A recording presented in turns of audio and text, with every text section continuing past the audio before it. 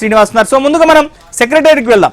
So Rajesh, so ABN Andhra Jyothy గడిచిన నెల రోజులుగా సో ఈ అంశాలన్నింటి కూడా వెలుగులోకి తీసుకొస్తుంది, ప్రభుత్వం దృష్టికి కూడా తీసుకెళ్లింది, ఎట్టకేలకు ప్రభుత్వం కూడా రెస్పాండ్ అయింది. సో ఈ గోదాంలలో మూలుగుతున్నటువంటి 180 కోట్ల రూపాయల వర్క్ చేసేటువంటి ఈ చేనేత వస్త్రాలను మళ్ళీ టెండర్లు పిలిచి స్టిచ్చింగ్ ఇచ్చేటువంటి పనిలో ప్రభుత్వం ఉన్నట్టుగా తెలుస్తుంది. సో ప్రభుత్వం ఈ చేనేత వస్త్రాల విషయంలో సో ఎట్లాంటి ఆలోచనలో ఉంది? ప్రధానంగా బతుకమ్మ చీరల విషయంలో ప్రభుత్వానికి అందినటువంటి నివేదిక ఏంటి?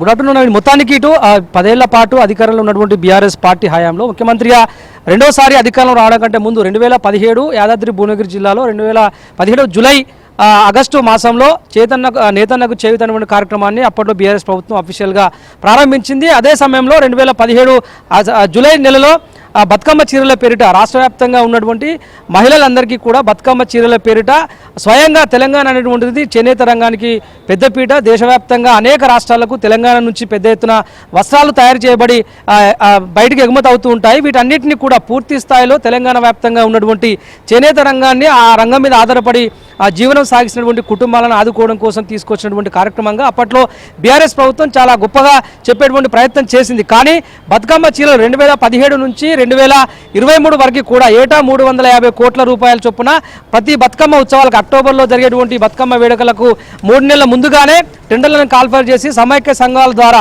కింది స్థాయిలో పనిచేస్తున్నటువంటి కార్మికులు ఎవరైతే ఉంటారో ఆ కార్మికుల నుంచి క్లాత్ని సేకరించి సంబంధిత ప్రభుత్వ కార్యాలయాలు కావచ్చు, బతుకమ్మ చీరలు కావచ్చు నేయించుకోవడం కోసం ఆయా గోదాంలలో నిల్వ చేసేటువంటి అవకాశం ఉంటుంది. సరిగ్గా మనం 15 రోజుల కిందట ఆ ముషిరాబాద్లో ఉన్నటువంటి ఒక గోదాంను కూడా ఏబిఎన్ ఆంధ్రజ్యోతి విజిట్ చేసేటువంటి ప్రయత్నం చేసింది. ఒక ముషిరాబాద్లో ఉన్నటువంటి గోదాంలోనే దాదాపు 1,00,000 మీటర్ల విలువ చేసేటువంటి ఆ క్లాత్ అంతా కూడా పెండింగ్లో ఉండింది. ఎక్కడ కూడా దానికి టెండర్లు కాల్ఫర్ చేయలేదు. అక్కడ నుంచి ఆ క్లాత్ అంతా కూడా ఎక్కడికి బయటకు పంపించిన పరిస్థితి లేదు. దీని అంతటినీ కూడా మెయింటెనెన్స్ సరిగా లేదు.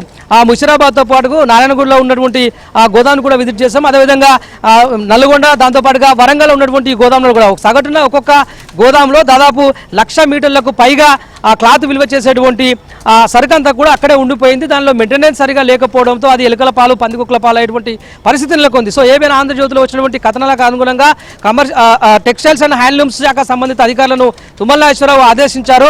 అందులో దాదాపు సమైక్య సంఘాలకు దాదాపు 280 కోట్ల మేర వరకు కూడా గత బీఆర్ఎస్ ప్రభుత్వం బకాయిలు ఉండింది. దాంతోపాటుగా 180 కోట్ల విలువ చేసేటువంటి క్లాత్ అంతా కూడా అక్కడనే పెండింగ్ లో ఉండింది. దాంతోపాటుగా అదే క్లాత్ నుంచి బతుకమ్మ చీరల పేరిట నేయించి ఇవ్వదలుచుకున్నటువంటి క్లాత్ ఏదైతే ఉందో ఆ క్లాత్ లో దాదాపు 2,000 కోట్ల వరకు కూడా కుంభకోణం జరిగినట్లు. ఇందులో 2,000 కోట్లలో 1,000 కోట్ల వరకు కూడా కుంభకోణం జరిగింది. ఎందుకంటే మిగతా రాష్ట్రాల్లో తక్కువకు క్లాత్ కొనుగోలు చేసి దాన్ని ప్రభుత్వానికి ఎక్కువ మొత్తంలో కొనుగోలు చేసినట్టు చూపించడంతో ఈ మధ్య దళారుల పాత్ర ఎక్కువై అసలు చేనేత కార్మిక రంగులకు అన్యాయం చేయడంతో పాటుగా 20 రూపాయలకు 30 రూపాయలకు కొనుగోలు చేసినటువంటి చీరలను కాస్త 200కు 300కు కొనుగోలు చేసినట్లు ప్రభుత్వం దృష్టికి లెక్కలు తేలడంతో 2,000 కోట్లలో దాదాపు 1,000 కోట్ల మేర కుంభకోణం జరిగినట్లు కూడా కాంగ్రెస్ ప్రభుత్వానికి నివేదిక అందింది. ఇది అమెరికా పర్యటన నుంచి రేవంత్ రెడ్డి తిరిగి రాగానే ఆ మంత్రి తుమ్మల నాగేశ్వరరావుతో పాటు సంబంధిత శాఖల అధికారులతో ఒక సమీక్ష నిర్వహించి అసలు ఏం జరిగింది, 2015 నుంచి 23 వరకు జరిగిన నిర్ణయాలు ఏంది, విధానాలు ఏంది, అందులో ఉన్నటువంటి నివేదిక ఏంది అన్న అంశాల పట్ల ముఖ్యమంత్రి చర్చించి నిర్ణయం తీసుకునే అవకాశం ఉన్నట్లుగా ప్రభుత్వ వర్గాల్లో చర్చ అయితే నడుస్తుంది.